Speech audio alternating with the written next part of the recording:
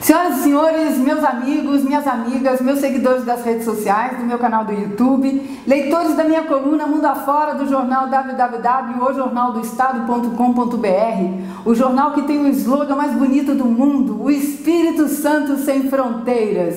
Hoje é 4 de abril de 2015 e tem um convidado muito especial, Marco Rossi, que protagonizou semana passada um incidente dentro da PUC de Goiás, e ele vai nos contar tudo sobre esse episódio, além de outras coisas que ele tem conhecimento, e como aluno do professor Olavo de Carvalho, ele tem muito a nos dizer, principalmente aos jovens como ele, que precisam de uma luz nesse exato momento em que o país vive na escuridão petista. Marco Rossi, que satisfação, eu estou emocionada. Que bom, emocionado estou eu, né, de estar dando uma entrevista aí. Que bom, olha, é o seguinte, eu soube que você já foi ateu. Sim, eu fui batizado na igreja quando eu nasci, mas desde pequeno, pessoas muito próximas da família trataram de destruir a minha fé. Mas depois eu fui reconduzido de volta à igreja através de estudos, né, dos meus estudos. Aliás, essa é uma das razões pelas quais eu sou tão envolvido assim com esse enfrentamento, que é porque tudo que eu estudei, tudo que me fez entrar na Igreja Católica, eu demorei muito tempo para encontrar em alguma paróquia ou para encontrar em algum padre. Graças a Deus os bispos daqui são muito bons, mas para encontrar uma paróquia ou um padre decente demorou muito tempo, tempo. E, no caso, você tem 17 anos, né? Sim. 17 anos. Então, nós que seguimos, né, os sites, os perfis, as páginas dos defensores da Igreja Católica, da direita e de formadores de opinião que ensinam, né, muita coisa sobre a filosofia, como o professor Olavo de Carvalho, sabemos do que aconteceu a semana passada e seu vídeo sobre o incidente lá na PUC daqui de Goiás, no seu enfrentamento lá aos representantes da CNBB, né? Uhum. E que foi um episódio assim trágico, mas ao mesmo tempo um marco que eu acho que daqui por diante vai ser considerado um divisor de águas nessa questão da Igreja Católica, porque a gente fica naquela confusão, né? Não sabe se o Papa sabe do que está acontecendo. Explica pra gente o que aconteceu, como foi, e até você chegar lá no evento, o que aconteceu naquele dia? Olha, o que aconteceu foi o seguinte, né? Como eu disse, eu me converti ao catolicismo através dos meus estudos pessoais, né? O professor Olavo teve alguma influência. A primeira foi de causar um choque, porque eu era tão preconceituoso que eu achava que todo católico só podia ser ou por mau caratismo, no caso dele estar ganhando algum dinheiro com isso, ser algum político, ou por tradição familiar. Eu não achava que alguém podia ser realmente católico e ter estudado sobre o assunto. E quando eu conheci o professor, eu tive um espanto, falei, nossa, como um sujeito tão inteligente pode ser católico, pode pedir, rogar pela intercessão de Santa Maria e do São Padre Pio de Pietrelcina, antes de começar todos os programas, né? E, então, quando eu fiquei sabendo que haveria essa conferência lá na PUC, daqui de Goiás, eu fiquei muito chocado. Chocado entre aspas, porque eu já esperava isso. Né? Nós sabemos que as PUCs, elas são todos menos pontifícias, elas não representam a igreja, pelo menos no seu espírito. Embora, é claro, hajam professores leais, hajam diretores, né? Hajam bispos, hajam padres que estão lutando por aí, as universidades em si, elas sempre, há anos, em vários lugares, não é só aqui, PUC de São Paulo, PUC do Rio, né? O próprio professor Olavo escreveu... São universidades católicas e pagas, sim, privadas, sim. O professor Olavo escreveu metade de um livro discutindo com o pessoal da PUC do Rio de Janeiro, né? Chamam o Imbecil Coletivo 2, ou os Filhos da PUC, né? E quando eu fiquei sabendo que ia acontecer aqui, eu fiquei sabendo através de uma amiga minha, a Gabriela, e eu falei, olha, eu vou lá enfrentar esse sujeito. eu vou lá e eu vou calar a boca dele lá, eu não vou deixar que eles saiam impunes. A minha ideia inicial era não permitir que o sujeito abrisse a boca, né, no momento que... Mas assim, o convite, o tema do encontro era a coleta, era alguma coisa sobre o projeto popular da reforma política, que eles estão... De acordo com o site da PUC, ele iria lá dar uma palestra sobre a reforma política e haveriam fichas de assinatura. Isso era a informação que estava na PUC, e segundo também a informação do site da PUC de Goiás, ele era o secretário político da CNBB. E para quem não sabe, essa coleta de assinaturas que tem sido feita aí pela OAB, né, pela CNBB, favorece o PT, né, esse programa, essa lei de reforma política, né, esse projeto de lei. Então, você tomou a iniciativa de ir lá. O que aconteceu quando você chegou lá? Assim, qual foi a sensação quando você chegou, viu todo mundo lá e já... Olha, eu estava bem calmo, eu estava bem seguro do que eu estava fazendo, eu já havia rezado bastante. Isso é importante, principalmente para o pessoal da igreja que planeja repetir isso, né? Não brinquem, não desprezem, é sério isso, a oração funciona. Então eu rezei bastante antes de ir. Quando eu cheguei lá, tinha um monte de sindicalista, né? Um monte de gente filiada, PSOL, PCdoB. PSOL eu não sei se tinha, mas tinha muita gente do PCdoB, muita gente do PT, né? Eu acho que o presidente do PT estava lá, né? Tinha um pessoal da CUT, tinha um pessoal do MST, tinha um pessoal da UNE, tinha entidades feministas lá, certo? Quando eu vi aquilo, eu falei, né, alguém tem que calar esses sujeitos, né? E muita gente me chamou de corajoso, mas eu não me senti intimidado em nenhum momento por aquelas pessoas. Nossa, meu Deus do céu. Ele e outros jovens, assim como ele, têm sido considerados assim os mais recentes heróis da juventude brasileira, porque é um esquema perverso que está sendo montado há anos, né, culturalmente no Brasil. E a hora que você decidiu interromper, eu acho que o secretário, né, secretário da CNBB que está... Segundo o site da PUC, porque eu não consegui encontrar ele no site da CNBB. Segundo o site da PUC, ele é o secretário político da CNBB. Como é que é o nome dele? É Cláudio? Daniel Seidel. Ou Seidel, não sei como é que pronuncia. E no primeiro momento, pelo que a gente vê no vídeo, você perguntou se o reitor da PUC estava presente. Sim, sim. Sim, esse sujeito... Você ia fazer uma palestra? O próprio secretário ele demorou 2 horas para comparecer ao evento. Então nós ficamos 2 horas escutando esse pessoal da MST, da CUT, falando abobrinha, esse pessoal da UNE.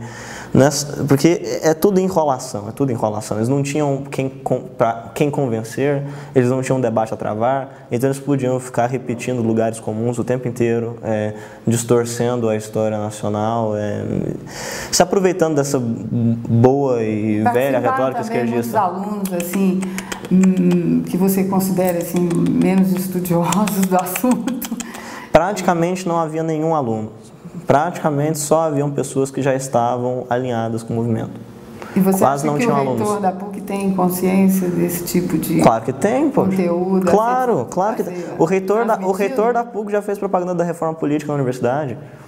Né? E sendo uma igreja católica, pelo discurso que você fez no vídeo, né? Porque você chamou-os de bancada de excomungados. Mas e a gente precisa explicar para todo mundo são excomungados, são excomungados. E por que você disse isso? Veja, eles são excomungados por conta do seguinte: tem um decreto do Papa Pio XII, de 49, Santo Ofício, de 49, na época do pontificado do Papa Pio XII, em que todo católico que se envolve ou que presta favores a uma entidade comunista está automaticamente excomungado.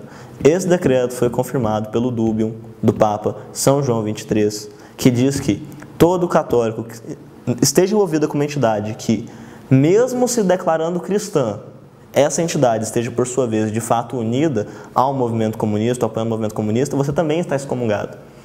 Ao meu ver, esse, discutivelmente, pode ser o caso justamente da CNBB, porque a CNBB, ela se diz a Conferência Nacional dos Bispos do Brasil. É aí que mora a confusão. Aí que tá a confusão, na base, todo mundo pensa que na base, CNBB é igreja. Na base, a CNBB já é estelionatária, porque a CNBB ela não fala em nome de todos os bispos.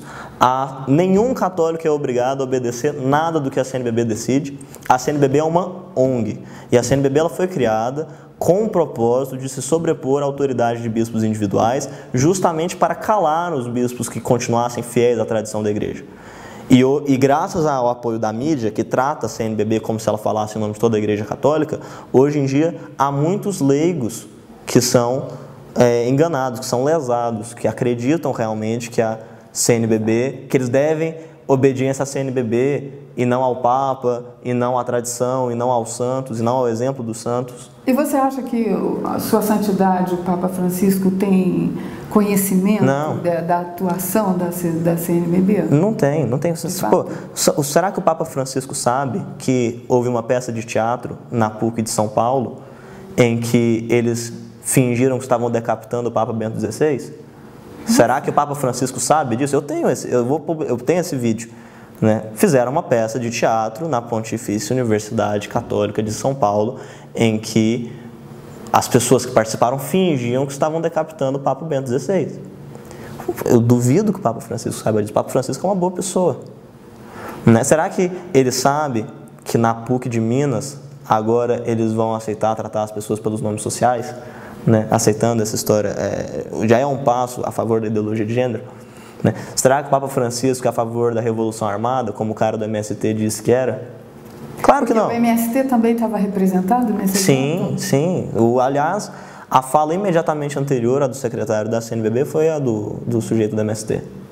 Bom, eu questionei o MST perante 3 comandantes das Forças Armadas durante uma feira. Olha, o MST, você sabe que ele não tem existência jurídica, né? Ninguém pode processar o MST. Não, tem uma associação, que inclusive foi a associação que registrou o mst.org. Sim, sim. Né, .br. Eu não sei se é essa associação que tem CNPJ também, que representa juridicamente o MST e que absorve naturalmente as transferências de recursos, que a gente não sabe de onde vem, né? Não sabe entre aspas, porque, aliás, depois vale a pena pesquisar que o MST recebe recursos desde o governo FHC. Do Banco do Brasil eu tenho certeza que eles recebem.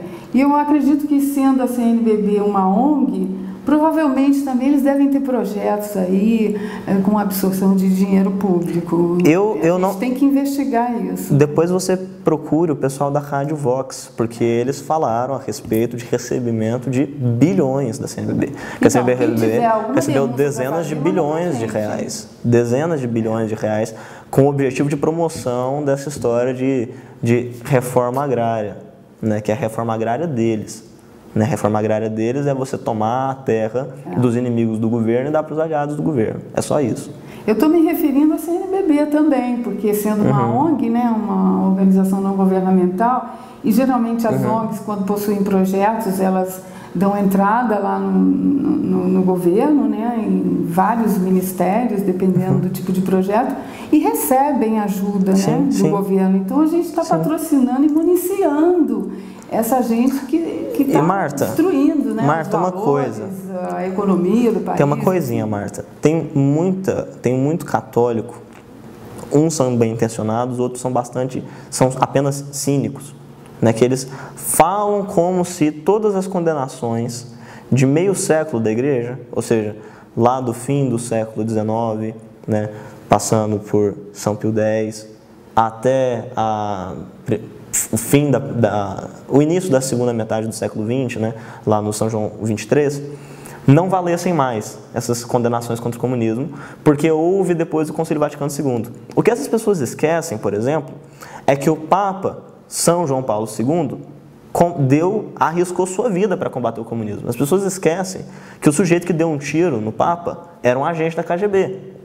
As pessoas esquecem que o Bento XVI, quando era cardeal e não voltou atrás depois que se tornou Papa, ele condenou a teologia da libertação, que é a teologia dominante nos seminários católicos do Brasil, é a teologia dominante no Brasil. E é uma teologia condenada já pela igreja, ela não deveria existir mais. Se o seu padre, se o seu pároco ou se o seu bispo da teologia da libertação ele não merece o seu respeito enquanto católico. O Frei Beto é frei? Ou ele se autodenominou frei? Não, ele é frei. Né? Ele é frei. Ele é frei, ele não é autodenominado. Né? Autodenominados são essas ONGs, né, que são autodenominados representantes do povo. Né? A MST diz que representa o povo, a CUT diz que representa o povo, né? O PT diz que representa o povo. Né? Eles são autodenominados. O Frei Beto... Quem é que ordena o frei? Pode ser um superior, né, de uma ordem ou um bispo. Eu acredito que no caso dos frades, sempre você tem que buscar um superior de uma ordem. Se você for, por exemplo, ser um franciscano, você tem que buscar o superior de uma ordem dos franciscanos. Entendi. Então quer dizer que esses documentos aí, o pessoal da CNBB, esses movimentos todos, eles não reconhecem então como uma coisa legítima e que já caducou, é isso? Sempre é isso. Quando a gente aperta eles contra a parede, eles sempre usam isso. Eles sempre usam, eles sempre tentam argumentar. Isso é uma coisa assim que deve ser notada. Eles nunca negam que eles estejam colaborando com o PT. Eles nunca negam que eles estão colaborando com o movimento comunista. Eles só negam que isso seja crime. Você entende? Eles não negam que eles estão ajudando, eles não negam que eles estão colaborando, eles não negam que eles são ligados. Eles só negam que seja crime. Eu estou falando crime no sentido do Código de Direito Canônico, né? Um crime religioso, por assim dizer. Né? Eles negam que isso seja cabível de excomunhão, eles negam que isso seja considerado ainda, que você se tornaria um anátema se você fizesse isso, né? Isso que eles negam. E, por exemplo, haveria possibilidade de alguém, assim, de direito entrar com um processo canônico para discutir essa situação? Mas claro. Sem sombra de dúvidas. Aliás, é muito mais fácil, muito mais fácil você processar, por exemplo, e você pedir a demissão dos reitores das PUCs, por exemplo, o reitor da PUC de Goiás, do que você provar que um sujeito desse esteja excomungado. Porque, embora todos esses decretos sejam bem claros, o Código de Direito Canônico não é. O Código de Direito Canônico, ele possibilita interpretações ambíguas. Né? Claro que se você interpreta da maneira como eles querem, então é letra morta, não significa nada o que está escrito no código. Né? E é claro assim, que qualquer sujeito minimamente decente e honesto vai admitir que um católico não pode ser comunista. Tantos santos já falaram isso, né? A igreja não muda. Mas com relação a esse apoio do reitor, isso é muito mais fácil. Muito mais fácil. Porque aí ele já está comprometendo a fé dos fiéis da igreja. São pessoas processáveis, né? Sim.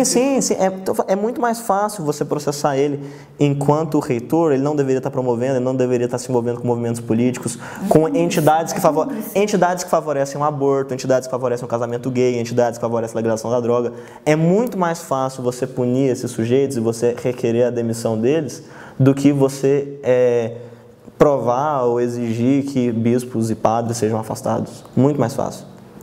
E no caso lá do episódio, né, no calor daquela discussão, você e vários, né, que estavam lá, você tinha seus amigos lá também se defendendo, mas teve um momento lá que uma professora te agrediu, ela te deu um tapa. Sim, mas não foi uma professora. Eu não sei se ela é professora na vida profissional dela. Ela diz no vídeo que ela é professora, eu acho. Então, a moça que disse no vídeo que era professora não foi a que me agrediu. A que me agrediu foi uma moça que estava ao lado dela. É aquela que está de branco? É uma senhora que está de branco? Eu lembro que ela estava com uma faixinha rosa, né, um cachecol rosa no pescoço, com aquele símbolo feminino. Né? Porque ela é uma ativista de um grupo feminista daqui de Goiânia. Eu não sei o que ela faz da vida além de fazer ativismo pró-feminista. Eu sei que uma das filhas delas milita na Uni e a outra estava lá na bancada. Ela estava representando a associação, acho, estudantes secundaristas. Né? Associação de Estudantes Secundaristas, alguma coisa assim. Né? Foi ela que me deu um tapa. Então, porque no vídeo, vocês podem ver aí, a coisa foi sendo processada assim, devagar, e foi esquentando, até que você começou. Você se lembra do que você disse? Lembro. Eu lembro de alguma coisa. Você se lembra? O que você se lembra que você começou a falar? Porque ele começou a falar sobre a pregação de revolução armada e a coisa começou a ficar inflamada, mas assim, a coisa que mais irritou, o que você acha do que você disse, o que mais irritou o pessoal que estava lá? Eles não ficaram irritados quando eu disse que eles iam fazer revolução armada, né? Eles ficaram revoltados porque eu estava interferindo no evento. Não é que nenhum deles negou que eles estivessem fazendo isso. A moça, a professora da PUC, que foi para quem eu dirigi tudo que eu disse, quando eu falei para ela que ela era defensora de genocida, porque se você é comunista, você defende genocidas, você defende um Stalin, você defende Mao Tse Tung. E que ninguém fala, né? Eles mataram 100 milhões de pessoas. É engraçado, porque se você, por exemplo, tem um diretório do PCdoB aqui em frente à minha casa, né? Eles são stalinistas, assim, convictos, eles não negam, não. Né? Eles tentam fazer um revisionismo histórico, eles tentam fingir que os cadáveres que estão lá enterrados nunca existiram. E todo mundo foca muito no nazismo, né, que matou 6 milhões de judeus e tudo mais, mas ninguém fala dos 100 milhões que eles mataram. Olha, eu não sei se defender ideias deve ser proibido, eu não sei, mas eu não vejo um motivo para o nazismo, a defesa do nazismo ser proibida e a defesa do comunismo não. Exatamente. Então, esse que é o negócio, assim. Ou seja, se você fala, não, tem que ter liberdade de expressão, então, por exemplo, nazistas têm que poder se defender também. Né? Então, você tem que permitir que pessoas que querem matar judeus só porque eles são judeus possam falar, pessoas que querem matar negros só porque eles são negros possam falar, e ninguém quer concordar com isso. Mas por alguma razão... Os intervencionistas, por exemplo, são como leprosos. Assim, sim, mas por alguma razão as pessoas não têm nenhum problema quando um comunista fala que tem que matar todos os americanos, que tem que lançar uma bomba em Israel, que tem que matar todos os fazendeiros, que tem que matar todos os padres. Isso as pessoas não ficam chocadas por alguma razão. Exatamente. É como se americano, israelense, padre, fazendeiro, empresário não fosse gente. Exatamente. Né? E você, hoje, você foi até uma delegacia. Sim. Porque você é menor. Sim. Né? E você pretende fazer um processo criminal somente ou pretende acionar na esfera civil, porque não faz sentido aquele constrangimento todo, porque você apresentou uma ideia diferente, né? Eu pretendo processar a moça que me agrediu, e eu pretendo fazer isso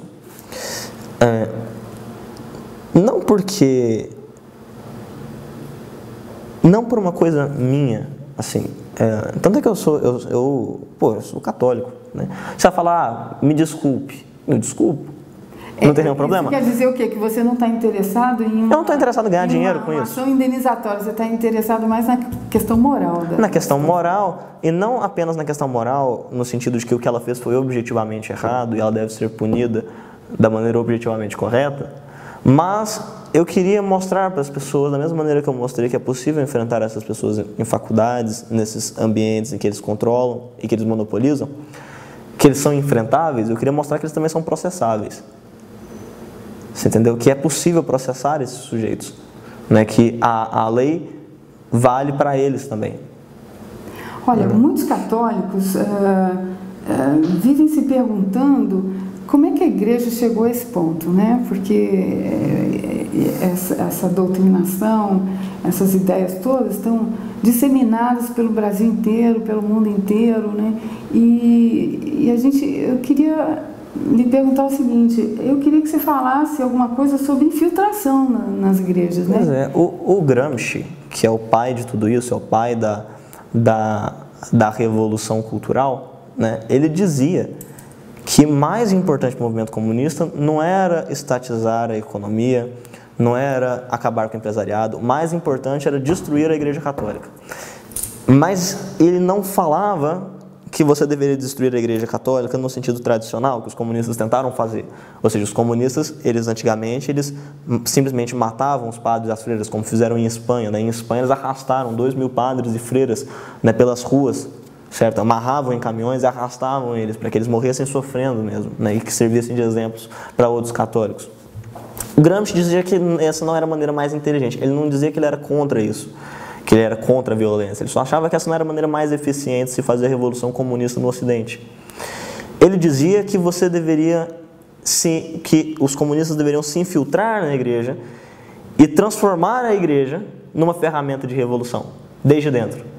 Ou seja, subverter a igreja. Acho que o Papa Francisco andou falando isso, né? Que os jovens devem ser mais revolucionários, né? Pois bem, mas assim, o problema é que essa palavra revolucionário, ela significa muitas coisas. Por exemplo, as pessoas chamam... Você tem a Revolução Americana, a Revolução Inglesa e a Revolução Francesa.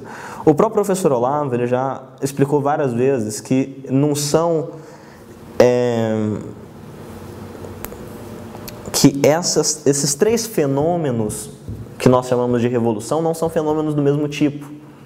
Mas nós não temos outra palavra. Você entende? Então, por exemplo, quando a gente fala, o sujeito, ele quer mudar o mundo, ele quer melhorar as coisas, a gente sempre usa, o sujeito é um revolucionário, ele é um idealista, né?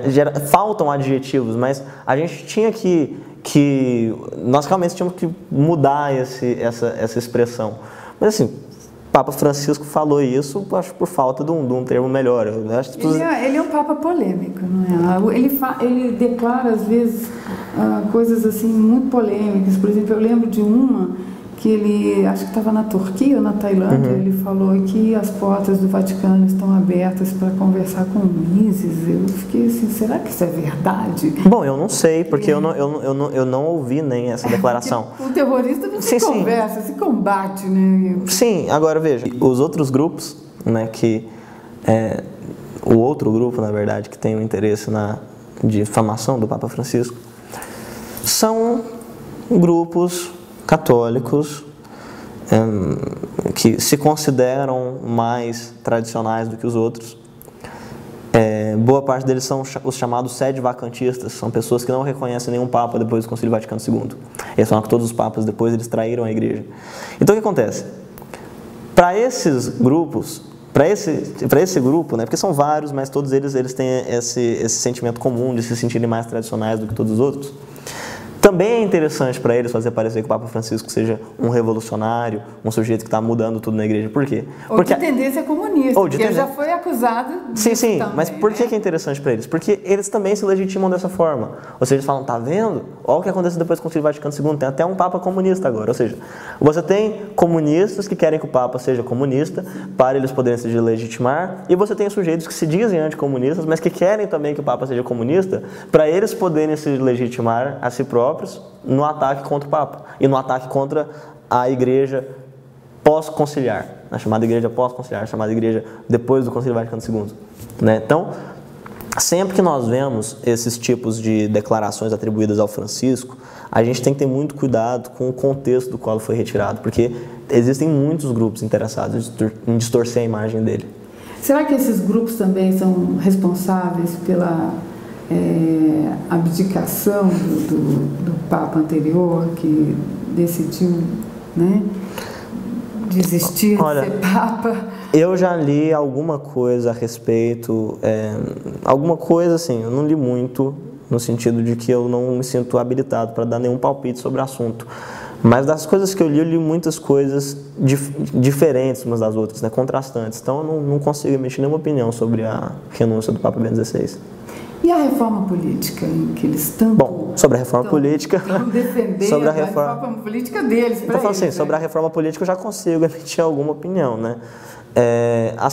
Os defensores da reforma política, eles sempre levantam a bandeira do fim do financiamento privado de campanhas. Ou seja, fim do financiamento empresarial, na verdade. Você, como pessoa física, você poderia doar, né? Mas não como pessoa jurídica. Acho que esses são os termos técnicos corretos, né? Uma empresa não poderia doar, mas uma pessoa individualmente poderia. Exato. Né? E também acho que tem financiamento público que eles querem. Bom, claro. Aí para compensar isso, né? A maneira que eles acham de compensar, porque eles acham que isso é um elemento de corrupção política. Pode até ser. Eu não duvido que você ter partidos diferentes financiados pela mesma empresa seja uma razão de corrupção, ou seja, os partidos vão querer servir a essa empresa. Pode ser verdade. Mas aí tem um detalhe, que é o seguinte: junto com isso, está inserido o tal financiamento público de campanhas. Que aí o próprio Estado vai definir quanto que cada partido vai receber, proporcionalmente ao número de candidatos que já tem eleito. É muito favorável o PT aprovar isso agora, porque no momento ele é a maioria. Ou seja, necessariamente vai receber mais dinheiro. E mais do que isso, um partido que fez o que fez, como o PT, ninguém tem nenhuma garantia de que ele vai respeitar a divisão. Agora, embora todo mundo fale sobre isso seja o tema, para mim esse não é a proposta mais traiçoeira da reforma política. A mais traiçoeira de todas, porque eu digo traiçoeira, eu uso essa palavra com cuidado, porque ela tem um slogan muito bonito, muito chamativo, que é a ampliação da democracia direta. Ou seja, nós vamos... Eu considero a coisa mais perigosa. Sim, quanto mais democracia, melhor. Né? Muita gente pensa assim. Isso. Então, o que é a ampliação da democracia direta? A ampliação da democracia direta é o seguinte: grupos autonomeados representantes do povo, que não foram eleitos por ninguém, exato, como a CUT, o MST, a própria CNBB, eles, sem terem sido eleitos por ninguém, vão poder ter papel no legislativo. Ou seja, grupos autonomeados representantes do povo, sem serem eleitos, vão poder criar leis obrigantes a todos nós. Eles são perigosos. Isso é a mais indireta das democracias. É a forma mais indireta de se fazer uma democracia. Cuba tem esses representantes populares aí, e, se não me engano, em cada quarteirão. Sim. São pessoas que vigiam as outras. As pessoas mesmo quando você explica isso, às vezes não cai a ficha. Então, talvez uma explicação necessária é a seguinte: a Rússia, ela passou por um processo de sovietização. Fez parte, pelo menos, do processo revolucionário comunista na Rússia. Os sovietes, eles eram também autonomeados representantes do povo, representantes dos trabalhadores. Um dos lemas de Lenin era todo o poder aos sovietes, ou seja, uma vez que os sovietes conseguiram alguma representatividade maior concedida pelo czar da Rússia, eles passaram a exigir que só eles pudessem criar leis. Ou seja, não é que agora nós queremos mais participação na política, não, agora só nós dominamos a política. Isso é exatamente o que esse projeto de ampliação da democracia direta está tentando fazer. É a mesmíssima coisa. Não assinem nada, não é isso? Não assinem nada. Não assinem nada. Se o seu pároco der um documento para você assinar, não assine. Não assine. Sujeitos não são, e não os respeitem. Porque, se não me engano, esse projeto de lei aí, ele tinha que ser revisto também por bispos individuais para decidir se a igreja apoiaria isso ou não. Não são todos os bispos que estão apoiando isso. Tem bispos que não estão apoiando isso. Realmente existem bispos que estão contra a reforma política. Só que a CNBB, ela se sobrepõe, não só a autoridade, mas a fala dos bispos. Porque a mídia, ela trata a CNBB como se ela fosse representante de todos os bispos. Não dá foco nestes bispos que não são de acordo. Não dá, por exemplo, eu lembro de um caso, de um arcebispo, que na primeira eleição da Dilma, se eu não me engano, salvo engano, ele ajudou a distribuir panfletos explicando para o público católico que eles não podiam votar no PT, porque o PT era um partido abortista. E aí, outros membros da igreja começaram a falar que eles estavam tentando politizar, né, a igreja, politizar o discurso religioso. Né? Mas veja só, a teologia da libertação, que é a teologia oficial desse povo, certo? Ela já é a politização sistemática da Bíblia e da tradição católica. Tudo isso que eu estou falando, o professor Olavo já explicou muito bem, tanto nos programas do Throat Speak, quanto nos livros, quanto nos artigos. Temos que explicar, porque tem muita gente que vai ver esse vídeo aqui. E assim, o professor Olavo é um brasileiro que mora nos Estados Unidos, né?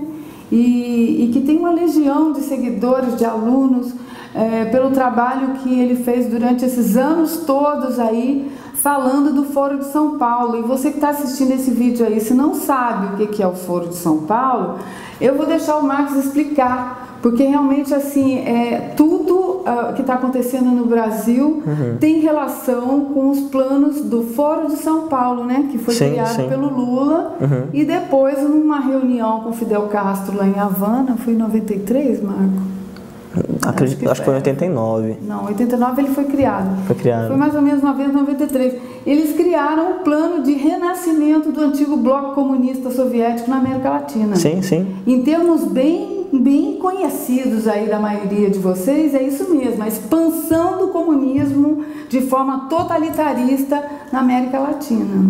O Foro de São Paulo foi uma entidade fundada pelo senhor Luiz Inácio Lula Satanás da Silva e pelo Fidel Castro na década de 90, com o objetivo de reunir a esquerda que havia sido derrotada no campo armado por todos os regimes militares, por toda a América do Sul, reunir esses ressentidos e reunir os que conseguiram se abrigar no regime, porque as pessoas às vezes têm a ilusão de que todos os comunistas foram perseguidos no regime, falam, não, muitos foram professores, continuaram sendo professores de universidade, muitos receberam financiamento do governo militar para publicar livros, isso aconteceu. Mas todos eles se uniram... Uma distração dos militares, Sim. Mas todos eles se uniram através do Foro de São Paulo com o objetivo de implantar o comunismo na América Latina, de formar a Pátria Grande. E a CNBB serve... E a Pátria Grande, para quem não sabe, eles querem formar um bloco na América Latina, onde vai ter leis aplicáveis para todos os partidos que são... Agora sim, eu fico meio na dúvida, por conta do seguinte, o ato que eu fiz foi um ato dentro de uma instituição católica, voltado para católicos. Então assim, uma coisa que eu queria frisar bastante é que eu não apoio nenhum partido específico, nem nenhum candidato acima de qualquer coisa. Eu não trabalho para ninguém, eu não estou filiado em nenhum partido. Bem claro isso. Eu sou católico e eu estou defendendo a minha igreja contra pessoas que querem transformá-la numa ferramenta revolucionária e que vai contra os princípios da própria igreja. É isso que eu queria que grupos jovens da igreja, o pessoal da renovação carismática, certo? Blocos mais conservadores, mais tradicionais, padres e bispos individuais, é isso que eu queria que todos entendessem. É que o importante nessa história toda é que nós, enquanto católicos, nós devemos a nossa lealdade a uma autoridade maior. Nós não devemos nossa autoridade à CNBB, ao Foro de São Paulo, ao Lula, à Dilma. Nós devemos nossa autoridade ao nosso Senhor Jesus Cristo. É a Ele que nós devemos nossa autoridade, a nossa obediência enquanto católicos, certo? E no momento em que você apoia esses sujeitos, no momento em que você apoia o PT, que é um partido abortista, é um partido gaysista, no momento em que você apoia o Foro de São Paulo, no momento que você apoia o projeto de poder desse povo, você está cuspindo no Calvário, literalmente. Porque se Cristo morreu na cruz, Ele morreu para nos salvar, Ele não morreu para que nós traíssemos o seu corpo, porque a igreja é o corpo de Cristo encarnado na história. No momento em que você se posiciona com algo, a favor de algo que vai contra a igreja, você está... prega o ateísmo, né? Sim, você está se colocando fora do corpo de Cristo. Você está saindo do corpo de Cristo, você está ferindo o corpo de Cristo. É isso que você faz quando você apoia esses sujeitos, quando você apoia essas entidades. E é isso que eu queria, que todos os católicos, que os jovens, que os padres e que os bispos, se por acaso algum me ouvir, que entendam que a questão aqui não é apenas uma questão política, é uma questão moral. Nós, enquanto católicos, nós temos a obrigação de combater esses infiltrados, nós temos a obrigação de combater esses traidores. A obrigação. O Papa Pio XI disse que nós, enquanto católicos, tínhamos que estar dispostos a dar a nossa vida, se preciso fosse, para combater o comunismo. E tinha algum representante da CNBB, desses movimentos lá? Você tem conhecimento? Eu não me lembro. Nessa reunião do Foro de São Paulo, que eu estava explicando antes, que o professor Olavo, ele foi a pessoa que recebeu do Dr. José Carlos Graça Wagner, um advogado, que descobriu os planos do Foro de São Paulo e que passou a ele e aos amigos mais próximos, como eu, tudo sobre esse plano de expansão comunista na América Latina. Foro de São Paulo. Se vocês pesquisem aí no Google o que, é que significa isso, para entender o que está acontecendo hoje, inclusive dentro da igreja, e compra os livros também. Tem uma literatura farta sobre esse assunto. Sim, nos últimos anos saíram muitos livros sobre o assunto, né? O Felipe Moura Brasil, da Veja, ele conseguiu romper esse bloqueio que havia no mercado editorial contra livros conservadores, contra livros antipetistas, né? Ele através do Mínimo. Exato. Né? O Mínimo é o livro de uma compilation de textos do professor Olavo de Carvalho, né? Sim. E ele furou esse bloqueio, né? Ele furou o dique, por assim dizer, e agora tem uma enxurrada de livros que saíram aí. que denunciam mas assim, esse projeto o que todo. deu base assim mesmo para você deixar de ser ateu? Você começou a ler os livros. Respondendo a sua primeira pergunta a respeito da presença de membros da igreja no Foro de São Paulo, nas atas do Foro de São Paulo, eu não as li todas, mas eu só consegui encontrar nomes de entidades. Eu não me lembro do nome de nenhuma entidade católica e não me lembro do nome de pessoas. Porém, FARC, claro. As FARC, para quem não sabe, as FARC, as Forças Armadas Revolucionárias da Colômbia, são os principais produtores e fornecedores de cocaína para o PCC e para o Comando Vermelho. E elas fazem parte do Foro de São Paulo, que é a organização... Grupos guerrilheiros. Sim, o MIR chileno, que é responsável pelo sequestro do Abílio Diniz, não é? Na década de 90. Exatamente. Mas, assim, embora eu não me lembre da presença de nenhuma entidade da igreja lá, eu sei do seguinte, isso eu lembro que eu li, eu ainda tenho os documentos que eu poderia mostrar. A revista do Foro de São Paulo, que é a revista América Livre, no conselho editorial, estavam lá sujeitos como Frei Beto, exato. Certo? E estavam lá o comandante Manuel Marulanda, que era o comandante das FARC, até ser morto pelo exército colombiano. Então os dois trabalhavam na mesma revista. Exatamente. E tinha os líderes também, né, dos partidos de esquerda, sim. do diálogo interamericano, que participaram também, né? Havia representantes do Partido Democrata, né? Havia americano, né? Havia muita gente, mas no conselho editorial da revista estavam lá Frei Beto e o comandante Manuel Marulanda. Bom, Marcos, eu estou muito emocionada, eu queria muito agradecer a sua paciência comigo, aprendi muito com você e acho que todos nós aí vamos acompanhar essa trajetória sua, porque eu tenho certeza que outros seguirão o seu exemplo e gostaria muito que você mandasse uma mensagem, né, a todos que viram o seu vídeo e àqueles que não viram ou verão, né? Sim.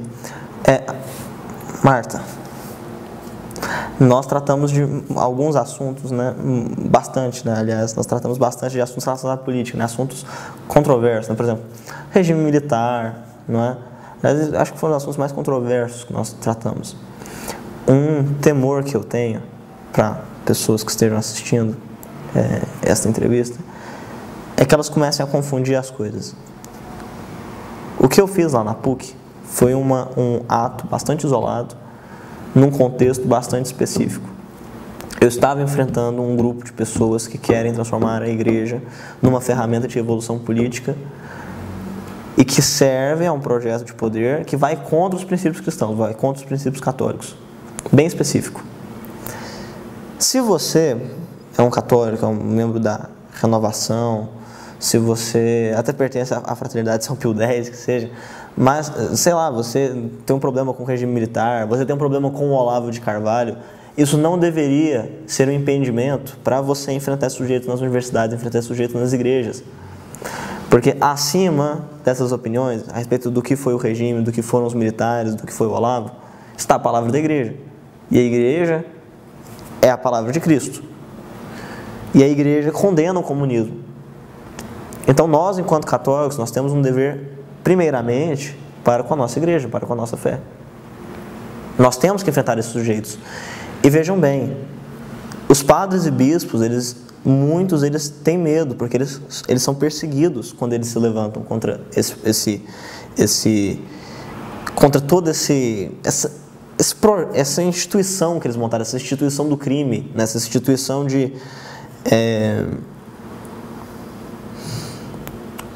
do estelionato, né, que é a CNBB. Eles têm medo de se levantar contra isso. Porque a hierarquia, nesse sentido, a hierarquia da igreja, ela é muito dura, certo? Eu acho que a CNBB é a própria encarnação, né, da esquerda infiltrada na igreja. A CNBB tem que acabar. A CNBB tem que acabar. Tem muitos bispos e padres bons lá que acreditam que eles podem consertar a CNBB, que eles podem fazer a CNBB vir a ser realmente uma entidade católica. Eu não tenho essa boa fé. Eu realmente creio que nós temos que lutar pela extinção da CNBB. A CNBB tem que ser fechada. E só quem vai lutar por isso vão ser os leigos, ou seja, nós que não fazemos parte do clero.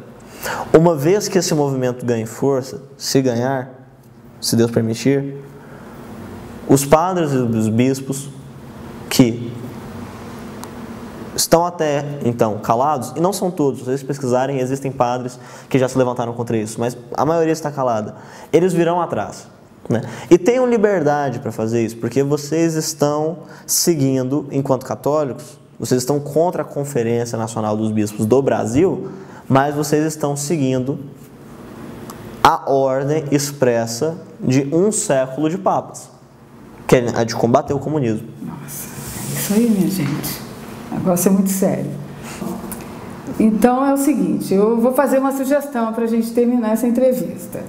Se alguém conseguir fazer com que esse vídeo chegue até a Sua Santidade, o Papa Francisco, olha, Sua Santidade, eu gostaria muito de sugerir que o senhor receba esse menino em uma audiência no Vaticano, porque ele se tornou um exemplo, um símbolo para toda a juventude e as próximas gerações. A igreja precisa de jovens como ele, e tão jovem assim, e nós adultos também estamos aprendendo com ele, e eu quero lhe parabenizar por todo o esforço que você fez esses anos estudando, e quero agradecer também a todos aqueles que, de uma forma ou de outra, contribuíram para a sua educação, sua formação, porque você tem muita coisa para nos dar.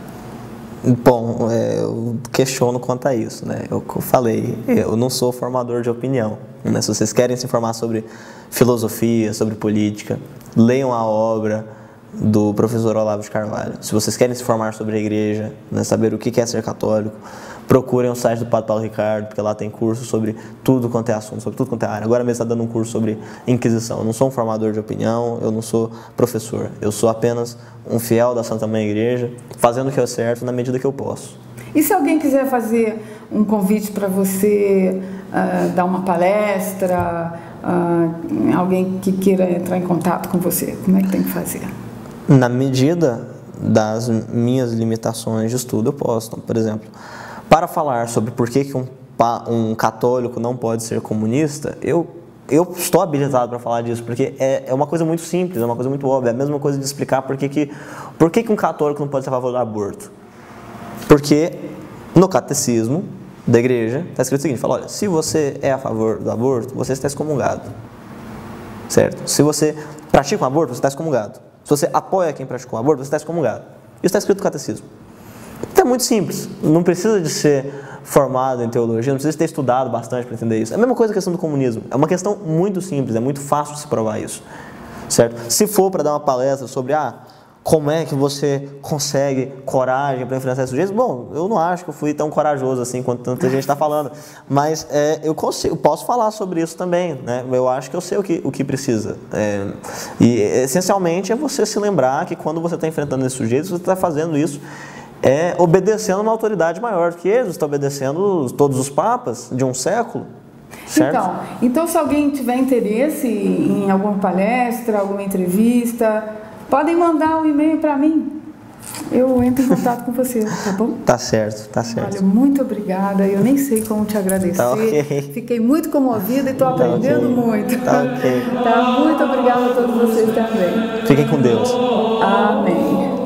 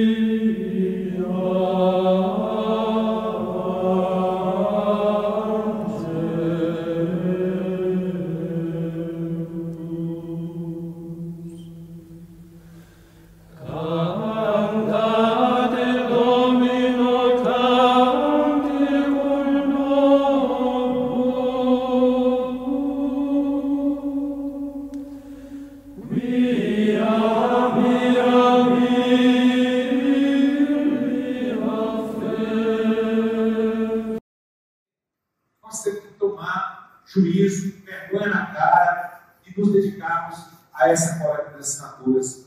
Por que eu digo isso? Porque, na verdade, nós não estamos querendo só a reforma política. A reforma política vai dar margem para a reforma tributária, vai dar margem para outras reformas necessárias para repartir. Porque, até então, esses 12 primeiros anos de governo popular no Brasil, nós tivemos avanços importantes acontecendo, mas só que nós chegamos ao limite. E hoje, nós temos que distribuir a riqueza que a classe trabalhadora produz nesse nosso país. Agora, a gente só distribui a riqueza com reforma tributária. Não dá mais para ficar apenas nos importantíssimos programas sociais que existem. O povo quer mais e quer avançar para uma economia mais igualitária. Agora, para isso, precisa reformar o sistema político brasileiro. Você partilha, eu posso falar o reitor da PUC não está aqui, não? Ele não vai dar uma palestra nem nada? Não? Não estava aqui? E é porque o senhor está representando a CNBB, certo? Eu vim pela coalizão da reforma política. Sim. Isso mesmo. Existe algum grupo de igreja aqui? Da igreja? Pela CNBB sou eu. Você é a CNBB? Você fala aqui de Goiânia?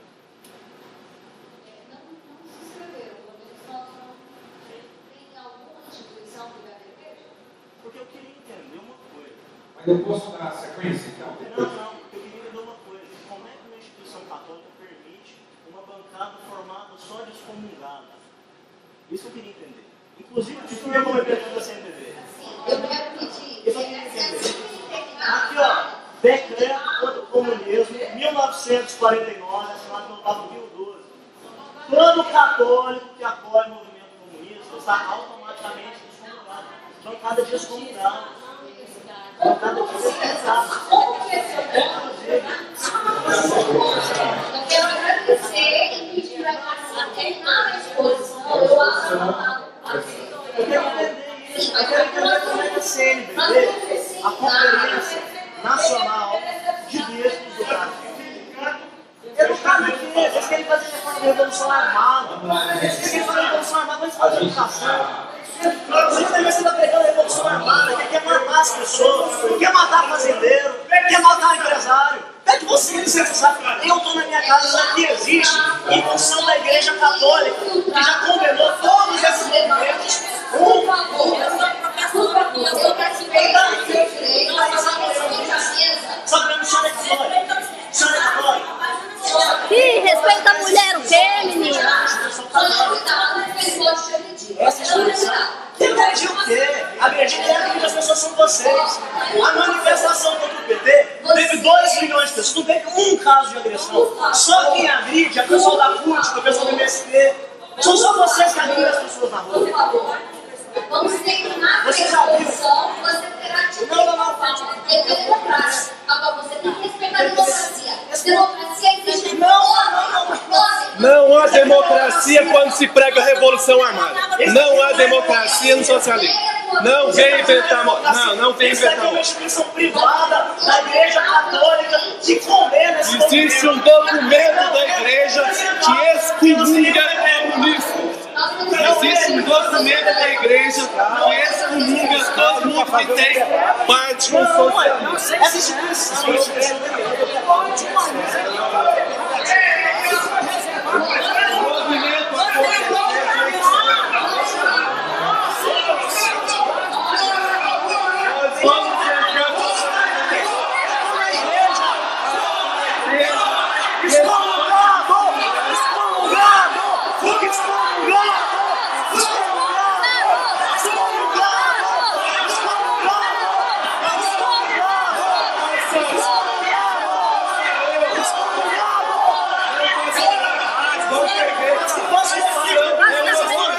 você, rapaz. Eu estou na igreja. Eu sou católico. Vai pregar a Revolução. Se pessoas condenando a igreja, porque eles são católicos, pregar o comunismo. vocês são excomungados e estão usando de uma desonestidade intelectual monumental, usando o espaço católico para pregar algo contra o catolicismo.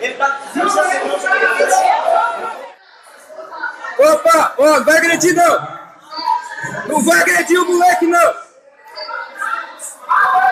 E aí, vai ficar olhando? Eu sei de beber, vai ficar olhando! Sai daqui, mulher! Eu não vou te agredir. Eu quero que me agrida! Me agrida! Quem agride é comunista. Moleque! Desrespeitoso! Só quem agride é comunista. Sai genocida! Defensora de genocida! Defensora de ditadura! Amante de traficante! Amante de traficante! Defensora das Farc! Amante de genocida! Amante de terrorista! Saia daqui! Vagabunda! Vagabunda! Você também!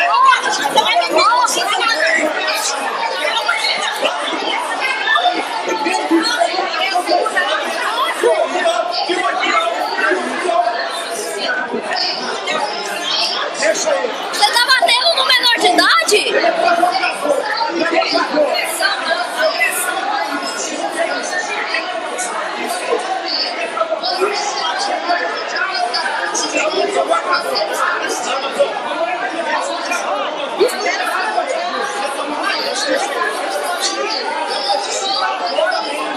Você vai lá. Ele foi agredido. Ele não agrediu. Vocês não têm o direito de usar o espaço católico.